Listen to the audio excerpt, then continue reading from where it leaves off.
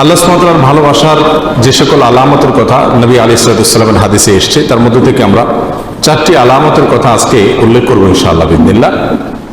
তার প্রথম আলামতটি প্রায় বেশিরভাগ হাদিসের কিতাবে বর্ণিত হয়েছে, যে রাসূল করিম সাল্লাল্লাহু আলাইহি ওয়াসাল্লাম ইরশাদ করেছেন, আল্লাহ সুবহানাহু ওয়া তাআলা যখন কোনো বান্দাকে ভালোবাসেন তখন তিনি জিবরিলকে নির্দেশ করে বলেন যে অমুকের তার আমলের কারণে, তার চিন্তাধারার কারণে, তার চলাফেরার বিশুদ্ধ উপায় এবং পদ্ধতির কারণে আমি তাকে ভালোবাসি।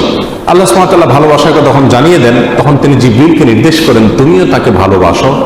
তখন জিবরিল আসমানে ঘোষণা দেন যে আল্লাহ অমুককে ভালোবেসেছেন, তাই আল্লাহ নির্দেশ করেছেন ভালোবাসার, তোমরাও তাকে ভালোবাসো। আসমানওয়ালারা অর্থাৎ ফেরেশতারা সকলে তার প্রতি ভালোবাসা প্রকাশ করেন। তখন আল্লাহ সুবহানাহু ওয়া তাআলা স্বয়ংক্রিয়ভাবে পৃথিবীতে যারা বসবাস করে তাদের অন্তরে ওই ব্যক্তির প্রতি ভালোবাসা সৃষ্টি করে দেন।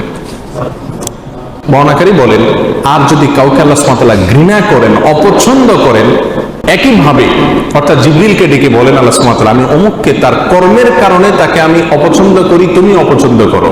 আসমানওয়ালারা অপছন্দ করে, তারপরে জমিনওয়ালা বা পৃথিবীবাসীও তাকে অপছন্দ করতে থাকে।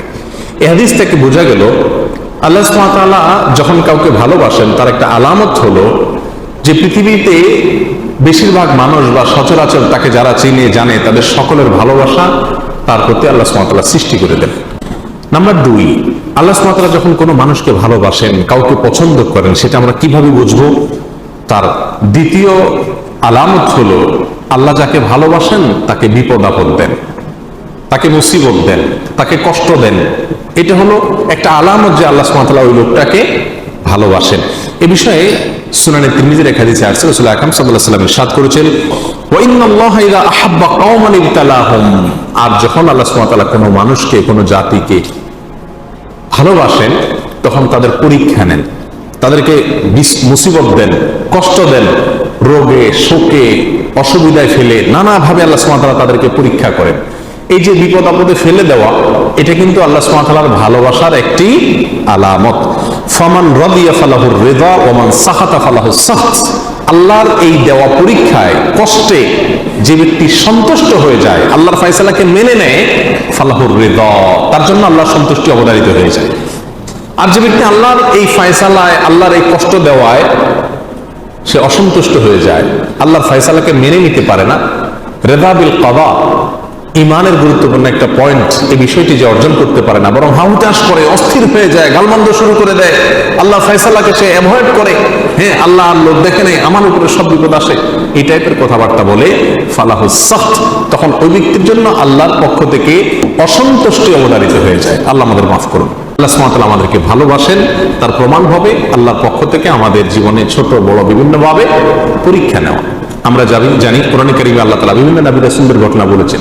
এর ভিতরে সবচেয়ে বেশি কঠিন পরীক্ষা যার জীবনে আসছে তিনি কোন নবী ছিলেন? ইব্রাহিম আলাইহিস সালাম।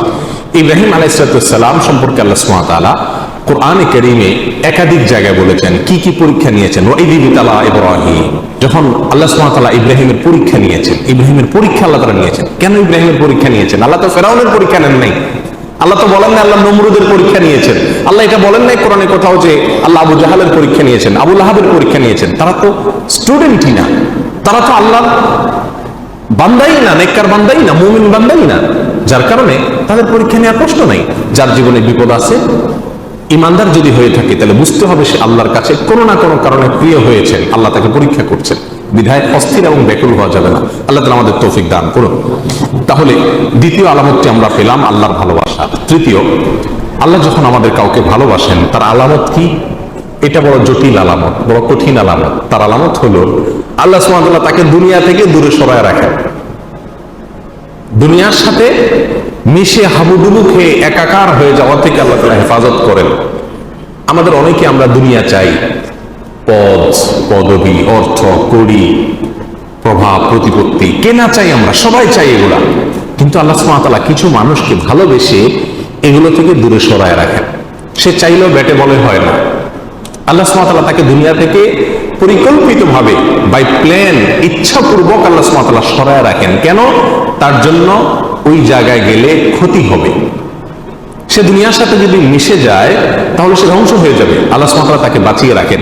এই প্রসঙ্গে সহিহ ইবনে হিব্বান, মুস্তাদরাক হাকিম, সুনানে তিরমিজি, অনেকগুলো হাদিসের কিতাবে হাদিসটি বর্ণিত হয়েছে। রাসূল আকরাম সাল্লাল্লাহু আলাইহি ওয়াসাল্লাম বলেছেন, ইন্নাল্লাহা ইযা আহাব্বা আবদান হামাহু দুনিয়া কামা ইয়াহমি আহাদুকুম মারিদাহু আল মা লিয়াশফিয়া। তোমাদের কেউ তোমাদের প্রিয়জনরা অসুস্থ হলে যেই রোগে পানি টাচ করলে অসুবিধা হবে তাকে যেরকম পানি থেকে তোমরা বাঁচিয়ে রাখো, আল্লাহ যখন কোনো মানুষকে ভালোবাসেন তার আল্লাহর ভালোবাসার মানুষটাকে আল্লাহ তাআলা দুনিয়া থেকে এরকম বাঁচিয়ে রাখেন।